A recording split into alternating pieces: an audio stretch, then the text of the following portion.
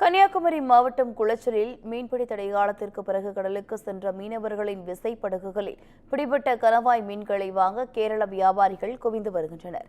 இது தொடர்பான கூடுதல் விவரங்களை செய்தியாளர் பிரின்ஸ் வழங்க கேட்கலாம். வணக்கம் பிரின்ஸ், விவரங்கள் என்ன? வணக்கம். அதாவது கன்னியாகுமரி மாவட்டம் குளச்சல் மீன்பிடி துறைமுகத்திலிருந்து தடை காலத்திற்கு பிறகு கடலுக்கு மீன்பிடிக்க சென்ற விசைப்படகுகளில் 20 விசைப்படகுகள் கரை திரும்பியுள்ளன. அவற்றில் ஏராளமான கணவாய் மீன்கள் பிடிபட்டுள்ளன.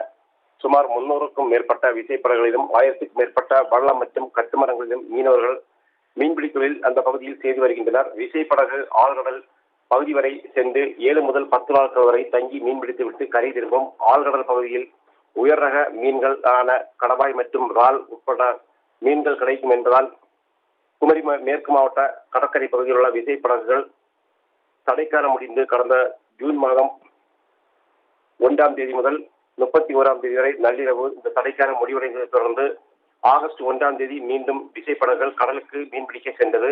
இதனைத் தொடர்ந்து கடலுக்கு மீன்பிடிக்க சென்று கரை திரும்பிய 20 விசைப்படகுகளில் ஏராளமான கணவாய் மீன்கள் சிக்கியுள்ளது. இந்த மீன்களை வாங்குவதற்காக உள்ளூர் வியாபாரிகள் மட்டுமின்றி கேரளாவிலும் இருந்து ஏராளமான வியாபாரிகள் வருகை தந்துள்ளனர். விவரங்களுக்கு நன்றி பிரின்ஸ்.